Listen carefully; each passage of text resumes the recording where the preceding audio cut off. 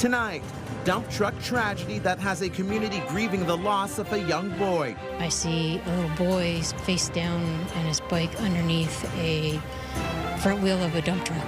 We remember 5-year-old Jackson as police investigate the collision that led to his death. Local landscapers closer to needing a license. I don't think it's going to accomplish what they're hoping it will accomplish. It's very common and it is an issue. City councillors get set to vote on a plan to spare homeowners a visit from bylaw and the financial pains that come with it. Plus the pains of paying rent in Kingston. At the end of the day, it's a business and people are going to, these places around here close to campus are in high demand. Why so high when tenants fork over less in other parts of the country?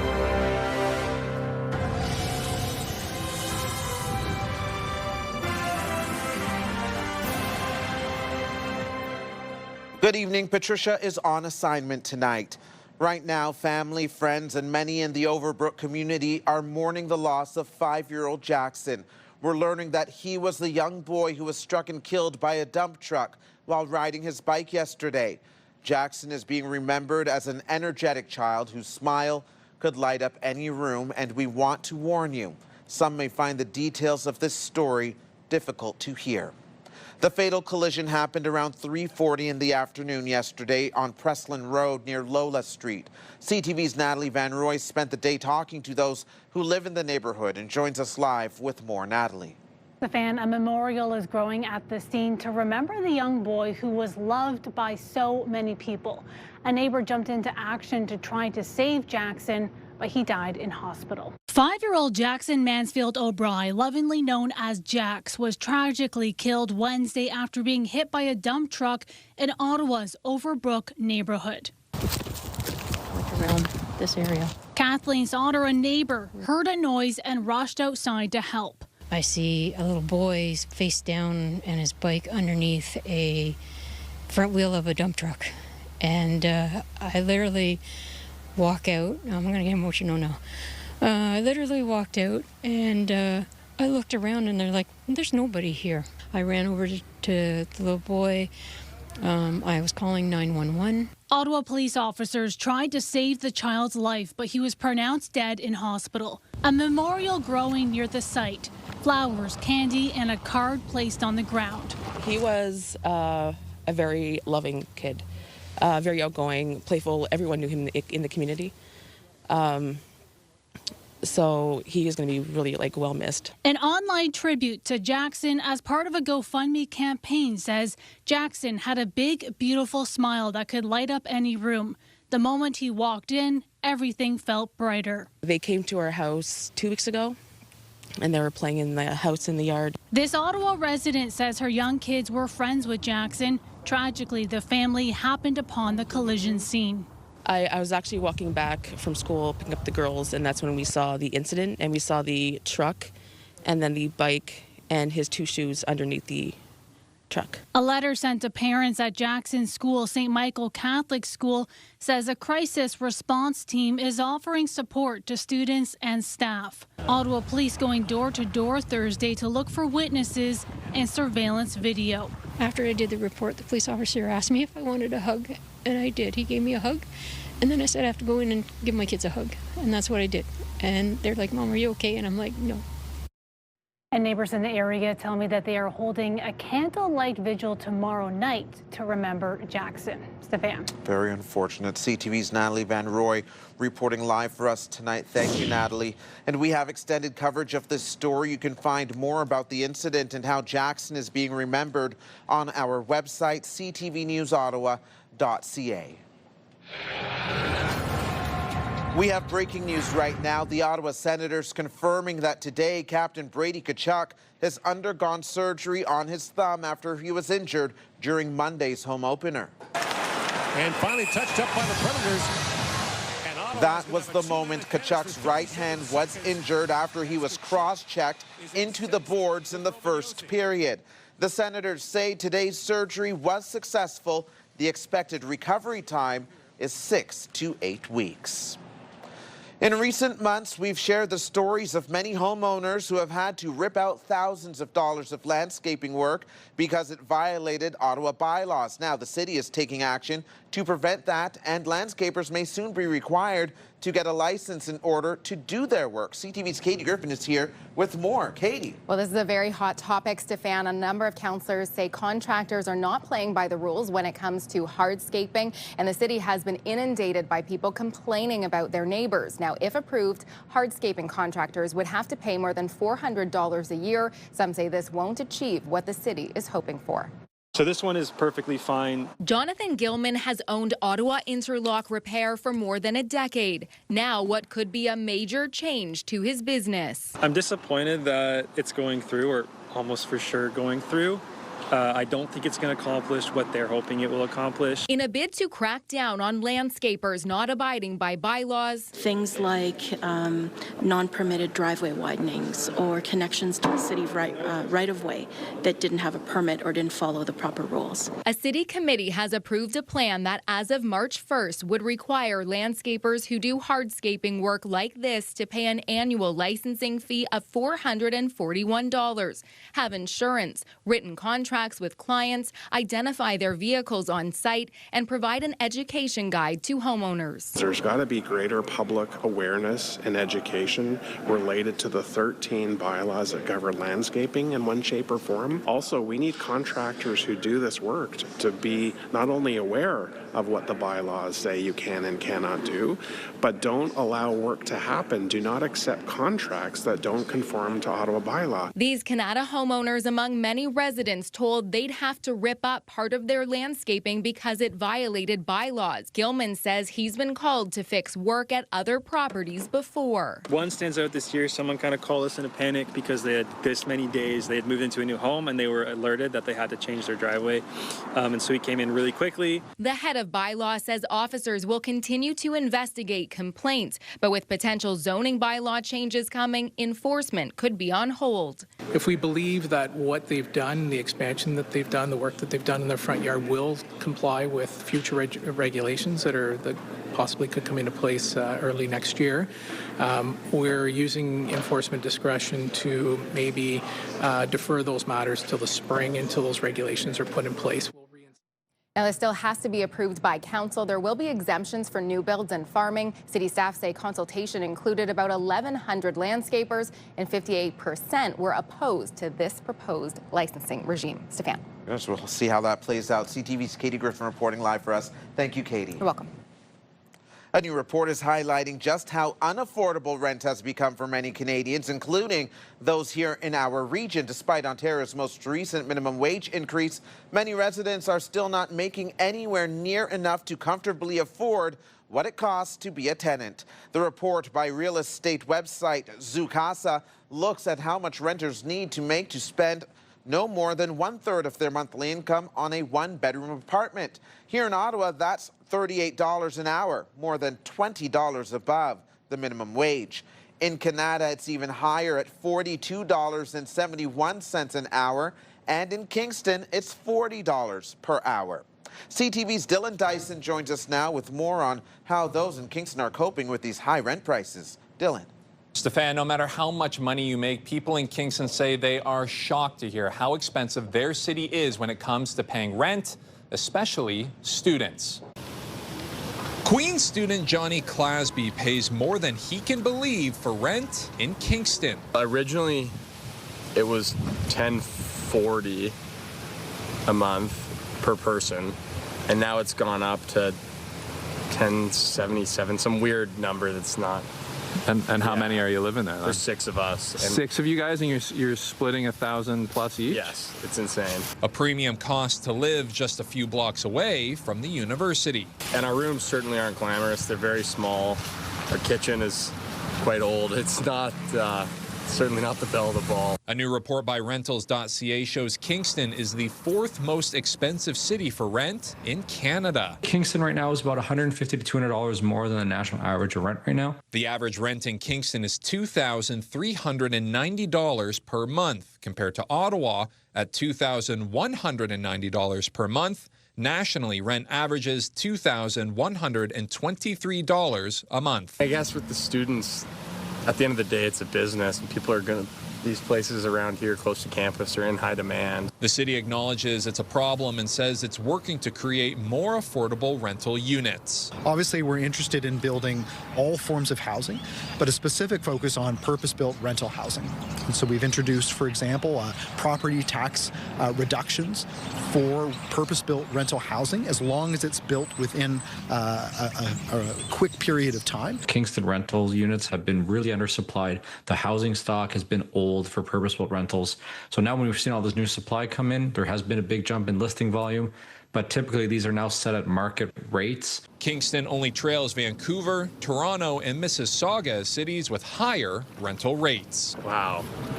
Not even Montreal. That's insane. I know people who are paying a lot more, which I find absurd, but what can you do? I guess it's Manhattan of the North. The average rent in Vancouver comes in at $2,776 a month, the highest in the country, almost $400 more than fourth place Kingston, but still very high figures for those renting in those cities. Stefan. All right, CTV's Dylan Dyson with those details. Thank you for that, Dylan. You can scan the QR code on the bottom of your screen to link to us online or visit ctvnewsottawa.ca.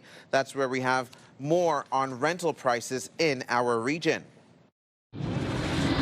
Still ahead, rural wells running dry, how the residents are pleading with the city to be showered with help. And many hoping for rain after we learned of those dry conditions. Here's a live look through our Centennial Glass Sky Cam. It's 12 degrees currently, dropping a degree this hour. Let's have our first check on the weather forecast with our Jackie Perez, who is live at the Canadian Tire Centre for us tonight. Jackie. Well, thanks so much, Stefan. It makes quite the difference when you're not in the sun. It's pretty chilly and windy here down at the Canadian Tire Centre. And with the sun already starting to set, it's going to get much chillier. So definitely bring that extra layer to keep you warm, especially when you head out for the game. Now, taking a look now at our game day forecast, heading down to the game, well, around 7 o'clock, it's going to be about 10 degrees. The good news is we've got clear skies that will carry on into the late evening. Post-game, around 10 p.m., temperatures will drop to about 5 degrees, so it will be very chilly when the game lets out. Taking a look at the next few days, cloud cover moving into Friday evening, there's a chance that parts of the region could see some precipitation. But right now here in Ottawa, we are sitting at 13 degrees, and really much for Eastern Ontario, sitting between 13 and 15 as well. You did mention a little bit of rain, Stefan. We are anticipating that in the early start of next week. We'll have those details and much more from here at the Plaza at the Canadian Tire Centre in just a bit. So back to you in studio. Looking forward to it. Thank you, Jackie. Ottawa police are investigating yet another suspicious fire at a magic mushroom dispensary. This one broke out overnight at a shop on Rideau Street near Dalhousie. This fire was already out by the time emergency responders arrived at the scene. Because the blaze has been deemed suspicious, the arson unit is leading the investigation. This is the fourth fire at a magic mushroom dispensary since the start of September. Despite parents' attempts to get answers from the supervisor overseeing the city's largest school board, last night many are still left with questions. Robert Plemondon did attend a parent meeting last night, but mainly stuck to the agenda without addressing parents' concerns. CTV's Kimberly Fowler joins us now with more on that. Kimberly. Well, Stefan, earlier this month, Plemondon scrapped the controversial elementary program review, and since then, some parents have been seeking answers from the supervisor. And questions over the lack of transparency are still looming after he refused to speak to media at last night's Parent Involvement Committee meeting. And this is a look at Plemondon walking past our CTV News camera last night. Many Ottawa parents protested changes to the elementary program review, expressing concerns that the new programs could cause disruption to their children's education. In June, Education Minister Paul Calandra appointed Plemondon as supervisor of the school board to restore public confidence and return the board to a balanced financial position. Since his appointment, some parents are raising concerns about what they call poor communication. I think that there is a need right now to have things looked at, and I'm happy that the board has kind of been put under a microscope. I think transparency is always the most important thing, and there is never enough transparency. Now, Plamondon highlighted his main priorities to committee members last night, which include student success and well-being, engagement of staff, responsible management of the budget, and ensuring the board is financially stable. He also made a commitment to communicate with parents. Now, CTV News asked for an interview with Plamondon and the minister multiple times, but the board says that Plamondon will not be doing interviews. Steph. All right, CTV's Kimberly Fowler reporting. Thank you, Kimberly. A promise today from the federal government to get tougher on crime after years of pressure from the provinces and police. The Prime Minister says a new bill to be tabled next week will crack down on violent and repeat offenders through strong reforms on sentencing and bail. CTV's Rachel Aiello has more. The federal government says a crackdown on repeat violent offenders is coming. It will no longer be up to the Crown to prove why someone should stay behind bars.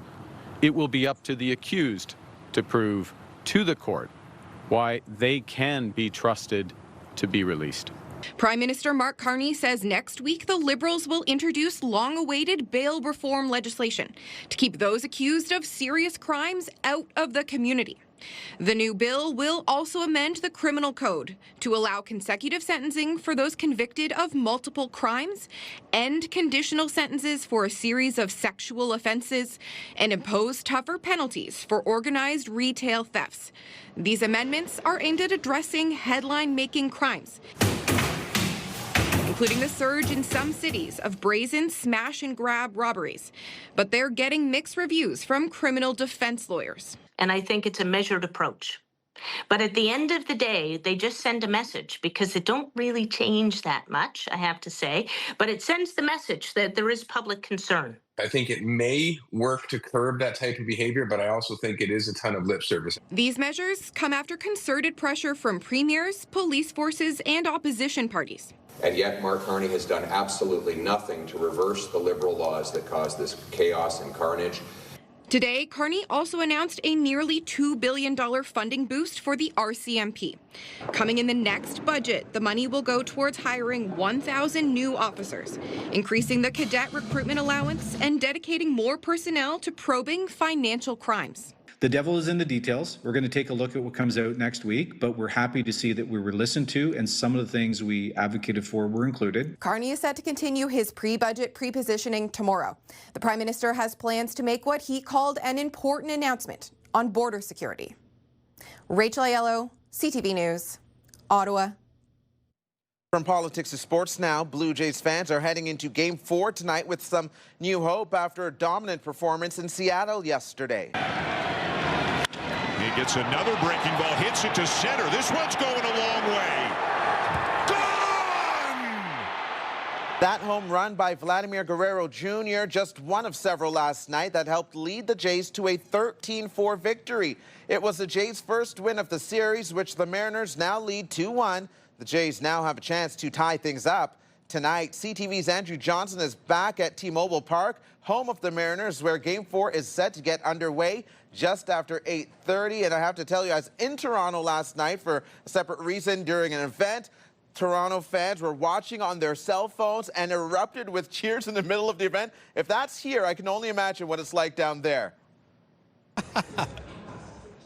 Yeah, it was that kind of night, wasn't it, Stefan? Mariners fans were leaving this ballpark early. Jays feeling much the opposite, and they have been smiling all over the streets of Seattle today at the famous Pike Place Market. Jays jerseys all over the place, watching the fishmongers toss fish around and saying what they saw last night was incredible. Some of them paid $500 a seat to be here, many traveling down from British Columbia, saying the experience was worth it. They wouldn't trade it for anything. And they saw a very different Jays team than in games 1 and 2 of this series. The offense exploding, looking like Toronto Blue Jays baseball. They were one of the highest scoring teams during the regular season in the majors. 5 Jays homered last night. Vladdy Guerrero Jr.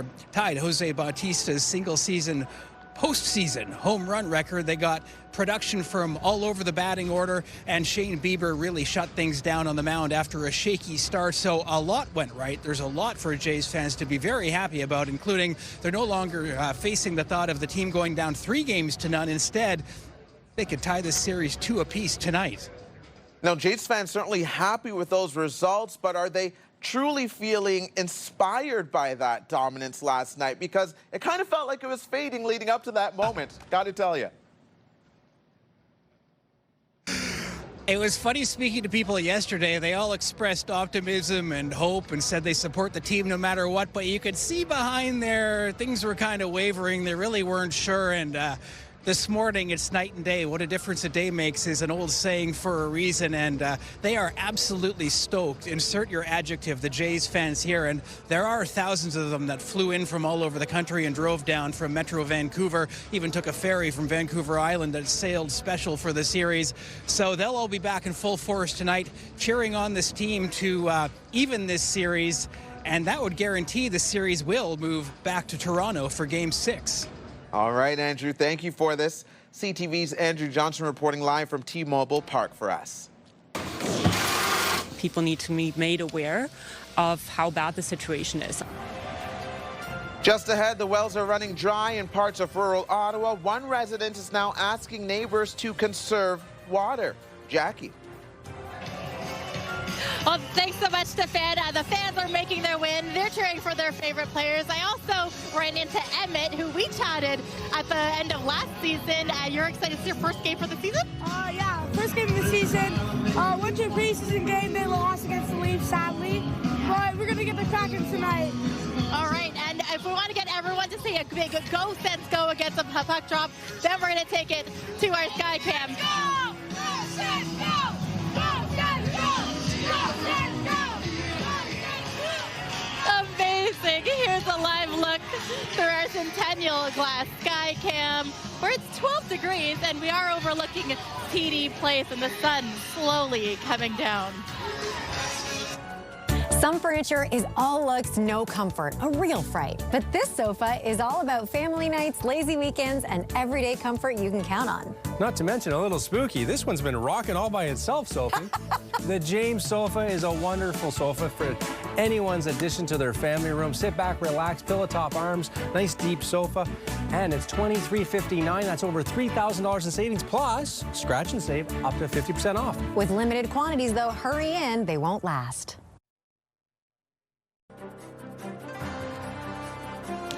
Our popular Team of the Week segment is back. If you want to be a part of our Myers Automotive Group Team of the Week, upload your video to ctvnewsottawa.ca. In rural Ottawa, with wells running dangerously low and some drying up completely, many residents are taking matters into their own hands. In Metcalfe, one woman is going door to door urging her neighbors to conserve water. And as CTV's Tyler Fleming reports, she's also calling on the city to do more. Stephanie Witt is printing out and posting water conservation warnings to let area residents know wells are running dry. Since the end of July that we have been seeing changes in water supply. Buying water in bottles. Since then, she's been conserving water at her Metcalfe home. We have reduced our shower time. We have reduced our laundry. She's frustrated that some residents are still watering lawns and believes the city needs to do more because water bans cannot be mandated. It's a private well, so it's all voluntary. Hence, the information needs to flow. With streams like the Jock River trickling compared to normal, the Rideau Valley Conservation Authority, which tracks these conditions, is keeping its highest low water advisory level in place. This year we've received an unprecedented number of reports of dry wells. The only solution, long periods of soaking rain. There could be challenges moving into the winter and spring if this low water condition persists, but as of this point we're just sort of speculating or starting to understand what that could be and preparing for it. I know a lot of people living without water right now and are paying high rates to get water supplied to them. The city says community centers are open for water refills. Some are even providing showers, but there are no plans to help cover residents' costs or even enforce conservation. I have asked the city to do an assessment of what bylaws may be in place in other municipalities and to better understand what options we have to potentially regulate or at least respond to severe water conservation sort of notices as we have right now. People need to be made aware of how bad the situation is, and I just don't think that has come across. Tyler Fleming, CTV News. It definitely feels like fall in the capital right now. Might be sunny, but temperatures hovered around 10 degrees for much of the day, and tonight They are expected to dip below the freezing mark. Now for another look at the forecast, here's Jackie reporting live from the CTC. Yeah, Stefan, I still got to learn my lesson. As the sun sets, and even just during this time of year, it is very chilly, and I should start bringing a thicker jacket than a blazer. But tomorrow's a new day. Let's get a look at conditions for right now. If you're heading down to the game, it's still a little bit of wind here, and it is going to get chillier as we get into the evening. Clear skies for most of the evening. That's the good news. We are anticipating a little bit of cloud cover rolling in as we get into our Friday morning and then into our evening as well. There is a little bit of precipitation activity that could be in the overnight hours into Saturday. So we're keeping a close eye on this, but it's likely going to weaken by the time the weekend rolls around.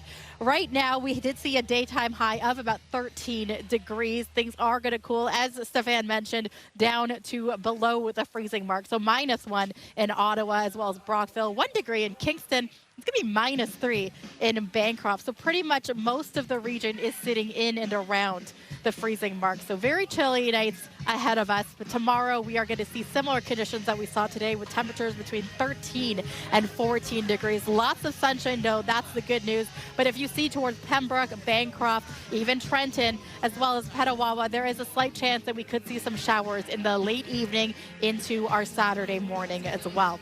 As we look across the country, lots of cold air moving through. Fredericton, 8 degrees. As we look towards Ontario, temperatures sitting between 11 and 14 degrees. And then as we look towards the prairies, Regina, 9 degrees. Calgary, sunshine, and 16 is the current temperature. Taking a look at our 7-day forecast, brought to you by Davidson Hearing Aid Center, celebrating over 80 years in family business. You can see sunshine for our Friday, 13 the daytime high. Slight chance that we could see some showers for our Saturday. 15 is the daytime high, but look at that. The temperature is warming up to a nice 23 degrees and no rain in sight for our Sunday. It is Monday, Tuesday, and even Wednesday that we'll get back down to seasonal conditions, which is around 12 to 13 this time of year. And we are going to see a slight chance of rain as well. And that's it for us now from here at the Canadian Tire Centre. I do want to mention our very own Patricia Bowl is also at the Canadian Tire Centre, as she is emceeing the Women, or the Power Play Women in Business event. And that's a panel discussion and event happening right now, and we will be hearing from her very shortly. But for now, we'll take it to you in studio, Stefan. Thank you, Jackie. The crowd's building nicely behind you. Just ahead, as the city grapples with a housing crisis, we're learning just how many homes are being built here in the capital. We'll share the latest housing starts data after the break. Tonight, outrage as Air Canada seats a toddler away from its parents. You should know that children are on the plane, and you should make sure that they are safe, full stop. Where the family's quest for accountability from the airline landed. Later on CTV National News.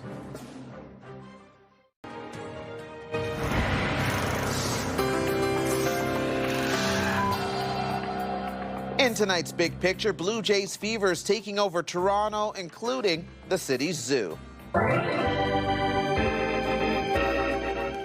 The Toronto Zoo is sharing videos and pictures all this week to cheer on the Jays, and the animals, including this anteater, are ready with their gear. Doing a little baseball themselves. Now, some other stories you need to know right now. Some good news when it comes to home building in the capital. Housing starts are up significantly this year. According to new data from the Canada Mortgage and Housing Corporation, there were more than 7,100 housing starts in Ottawa between January and September this year. That's up 22% compared to the same time last year. Nationally, housing starts are up 14% last month. The Ford government is planning new legislation to make it easier for healthcare workers from other provinces to work in Ontario. Right now, only physicians, nurses, respiratory therapists, and medical lab technologists from other provinces and territories are allowed to work while they register with the proper professional bodies in Ontario. The updated rules would expand those privileges to 16 more health professions, including dentists, optometrists, and pharmacists. In the neighboring province of Quebec, meanwhile, some residents are raising eyebrows about government proposals that are being made public. Quebec's health minister suggested that patients who had been waiting more than 1 year for surgery should be transferred to the private sector. He presented that to François Legault's cabinet in July, saying the government would cover costs if a patient went private. Today, Santé Quebec said that relying on private surgeons was not a long-term strategy, but only something that should be done until wait times dropped. Eastern Ontario resident Suzanne is $1 million richer after matching all 7 Encore numbers on her Lotto 649 ticket. The 63-year-old lives in Chrysler, which is south of Embrun. The married mom of 2 and grandmother of 3 says she cried tears of joy when she found out about her big win. She hopes to use her winnings to help pay off her son's mortgage and treat herself to something special. Sounds like Once again, as Nick Cousins goes after it, he's on it. Cousins alone in front. Lars Eller scores. The Senators were hoping to get back in the win column last night, and they made it close at one point, but ultimately the Sabres would run away with this one. 8-4, the final score. Buffalo's first win of the year. And as you heard earlier in the show, the Sens are getting set to play again tonight against the Seattle Kraken. That's happening at the Canadian Tire Centre. Coming up, we'll have tonight's top financial stories from the BNN Bloomberg newsroom, including some banking changes in the works for Canadians. Dream big with Move 100. Now, dream $20,000 bigger. Starting next week, listen for your chance to win $20,000. Dream big, win bigger with Ottawa's Move 100. Get the latest live local breaking news. Sign up now for our morning and evening CTV News Ottawa newsletter. The best local content from CTV News, Your Morning Ottawa, and News Talk 580 CFRA. Get it all in one place. Sign up now at ctvnewsottawa.ca. The CTV News Ottawa newsletter is brought to you in part by CAA Business. Rocking into comfort has never been easier during Lazy Boy's Moonlight Madness clearance sale with up to 60% off. And these are real treats. The Aries is $650 in savings. It's $749. And then the Power Rockin' Recliner Leather Neptune take you to a whole other planet. $1,200 in savings. It is $15.99 plus scratch and save up to 50% off. Warm brown tones, easy rocking motion, perfect for cozy autumn nights here at Lazy Boy, Ottawa, Gatineau, and Kingston. iHeartRadio Weekenders is powered by Barhaven Ford, Ottawa's newest and largest Ford store, and Eastern Ontario's Ford EV leader. It's time now to check in with our iHeartRadio Weekender, Tanea Taylor. Tanea. If you've got one coming up, it's time to start planning your special day at the Capital Wedding Show. This is Sunday only at the Ottawa Conference and Event Center, and it's your chance to meet with experts and vendors that can help you plan your wedding ceremony and reception, plus live entertainment, prizes, and food and drink samples. Get your tickets online in advance for just $12. Another one for the ladies, the National Women's Show is this weekend. Grab some friends or go solo and check out food samples, health and wellness tips, home decor ideas, cooking demos, and lots more. It also features exclusive products and free goodies. Saturday and Sunday at the EY Center. This is definitely the ultimate girls' day out. And last today, it's the Hintonburg Halloween Party. This is happening Saturday at the Parkdale Market, and it's a dog parade and market raising money for local dog rescues. The dogs are dressing up in Halloween costumes. If you have a dog, dress them up and bring them. I will be there. Finn will be there. He is very excited. We will see you there. Lots more happening this weekend around Ottawa. For the full list and all the details, check ctvottawa.ca/weekenders. For the iHeartRadio Weekenders, I'm Tanea Taylor. Have a great one. iHeartRadio Weekenders is powered by Barhaven Ford, Ottawa's newest and largest Ford store, and Eastern Ontario's Ford EV leader. The rules around charge you for having insufficient funds are changing, and it could mean more than $500,000 in savings for Canadians. BNN Bloomberg's Marilla Fernandez has the details. The Credit Counseling Society says those charges add up to about $600 million in revenue for banks. That's because banks often charge customers up to $50 when they don't have enough money to cover costs. But the rules change in March. Those fees will be capped at $10, and banks won't be allowed to charge you if the shortfall is under $10. Here are the closing numbers for the day. The Canadian dollar is down a fraction. It ended the day at 71-16. West Texas Intermediate also down to 57-48. Western Canadian Select down as well to 47-55. And the TSX dropped 178 points today. Those are your business headlines. I'm Morella Fernandez. Coming up, we go live to the Canadian Tire Centre where a Women in Business panel is taking place, hosted by our very own Patricia Bull. Stay. Tamarack Ottawa Race Weekend returns May 23rd and 24th, and it's never too early to join Canada's biggest running celebration. From the full and the half marathons to the 10K, the 5K, and the 2K, there's a distance for everyone.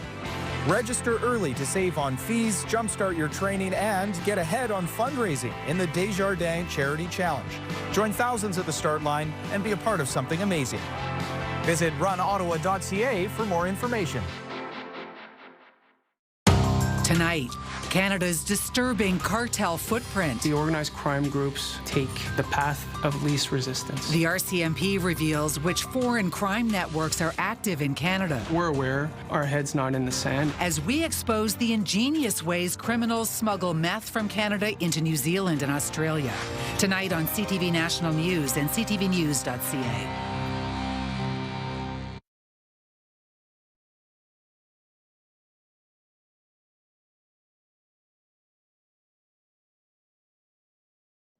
The Senators are back at the Canadian Tire Centre tonight, but ahead of the game, a special event is taking place. It's called Power Play Women in Business, featuring a panel of female business leaders who are sharing their insights and experiences.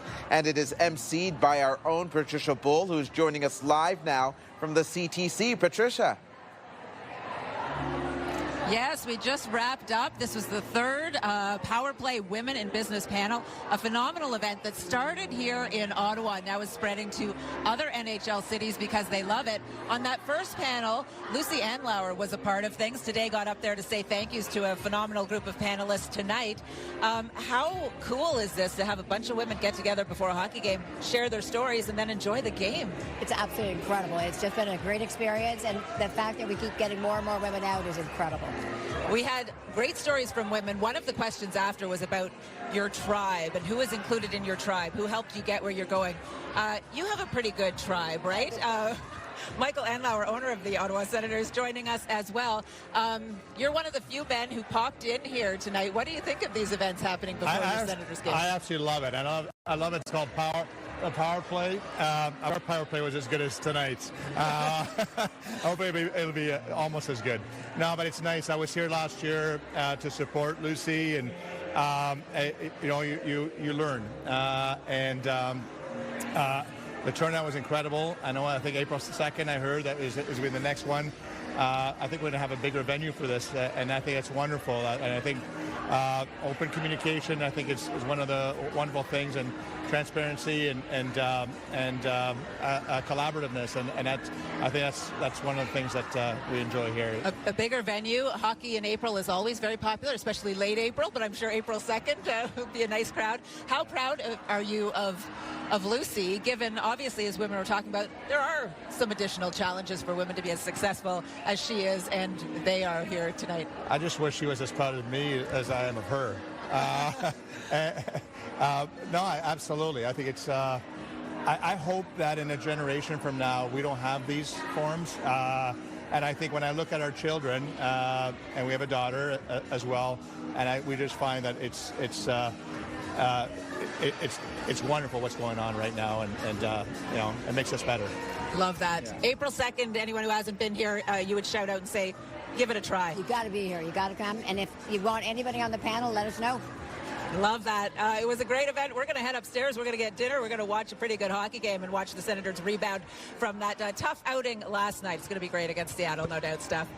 I bet the game was a hot ticket. I bet being a witness to that panel was a hot ticket as well. Congratulations to all who were involved. Thank you, Patricia. Coming up, after spending more than 400 days at the Ottawa Humane Society, Ladybug has moved out and into a new forever home. Jackie.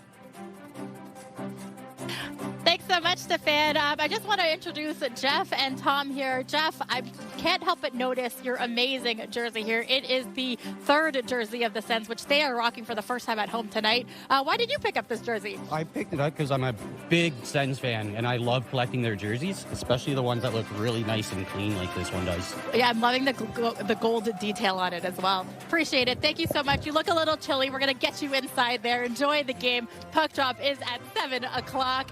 Let's take a live look through our Centennial Glass Sky Cam overlooking Kaweki Point when the sun is just about done setting here in the capital region. Current temperature 12 degrees. Pure Country 94 wants to send you to Sandals South Coast in Jamaica. We're giving away an all-inclusive Caribbean vacation for 2 every weekday. Listen for your chance to win. Pure Country Passport with Sandals Resorts. Get closer to the Caribbean. Your morning just got a little brighter. Wake up and start your day with CTV Your Morning, and you could be $20,000 richer. Simply watch CTV Your Morning Ottawa for the daily code word. Then enter it online at ctvottawa.ca for your chance to win. Imagine what you could do with an extra $20,000. CTV Your Morning's $20,000 giveaway. Watch CTV Your Morning Ottawa, weekday morning 6 to 9.